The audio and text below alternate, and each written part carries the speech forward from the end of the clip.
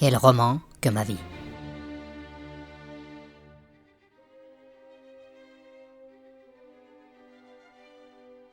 Résumé de la première partie. Napoléon Bonaparte naît en Corse le 15 août 1769 à Ajaccio. Arrivé en France en 1778 pour faire des études militaires, il est lieutenant dans l'artillerie en 1789. Pendant la Révolution française, commencée en 1789, il connaît à partir de 1795 une ascension fulgurante. Il épouse Joséphine de Beauharnais le 9 mars 1796. Après la première campagne d'Italie en 1796-1797 et celle d'Égypte à partir de 1798, il revient en France et prend le pouvoir suite au coup d'État des 18 et 19 Brumaire. C'est le consulat avec 3 consuls, puis le consulat à vie pour le seul Bonaparte. Ce petit montage reprend l'intégralité de l'ouvrage paru en 1893 avec quelques annotations.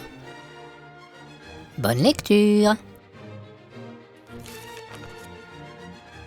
Le matin du sacre, apercevant le notaire de Joséphine, il lui dit en riant « Eh bien, maître Raguido, voici la cape et voici l'épée !»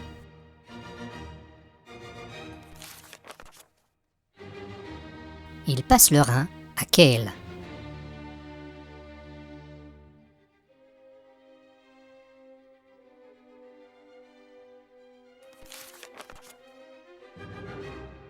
Et reçoit l'hommage de l'électeur de Bade.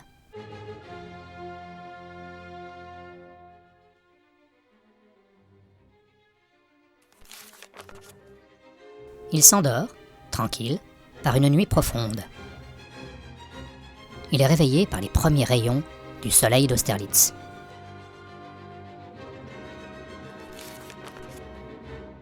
Les grognards dressaient leurs chiens à saluer l'empereur, et ils rendaient le salut.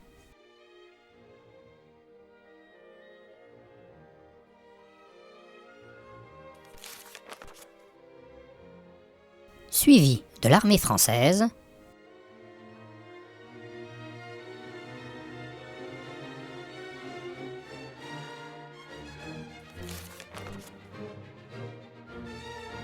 il entre à Berlin.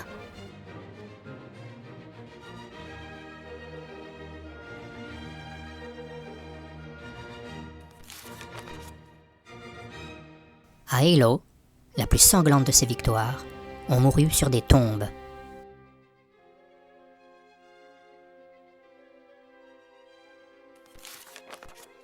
Vainqueur à Danzig, il dit à Lefebvre « Aimez-vous le chocolat ?»« Du tout, sire, je l'abomine.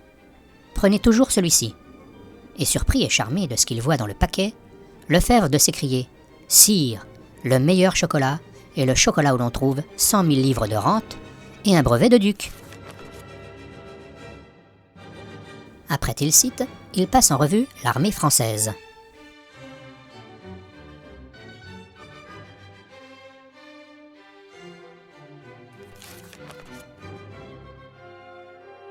Les souverains étrangers saluent la garde.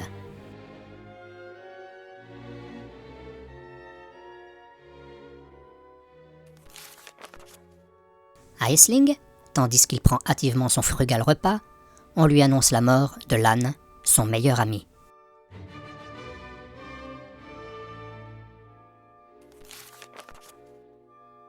De l'île de Lobo, en observation sur la cime d'un sapin, il suit les incidents de la bataille.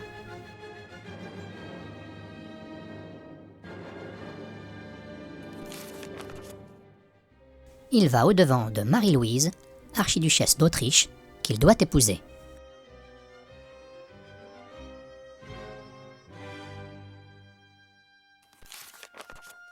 Maître du monde, il est le plus heureux des pères. Le roi de Rome fait ses premiers pas dans la voiture aux chèvres.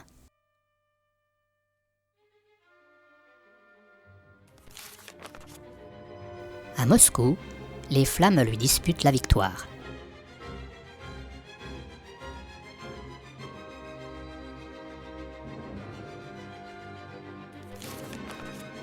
Au passage de la Bérésina, le froid la lui arrache.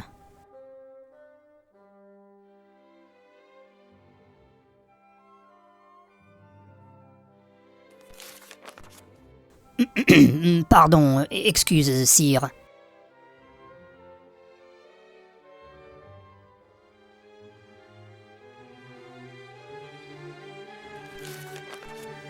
Le soir de Champaubert, la veille de Montmirail, pensif, il berce l'enfant d'une cantinière.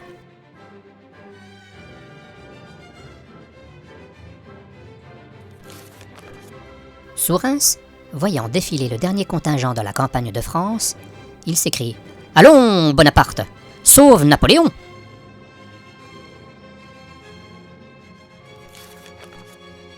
Au retour de l'île d'Elbe, on démonte pour lui les portes de Grenoble.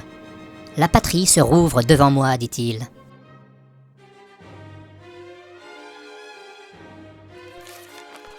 Il tombe pour la première fois vaincu, en un lieu que la géographie nomme Waterloo, que l'histoire appelle trahison.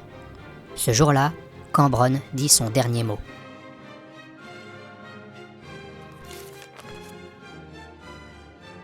Il s'embarque sur le Bellérophon. Vivant, il ne foulera plus le sol de France.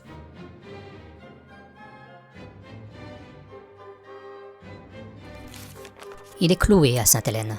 Ce roc, la nuit, semble un petit chapeau. Seule, une lumière y brille, celle de son génie dictant le mémorial. Il monta dans la gloire, et son aigle mourut.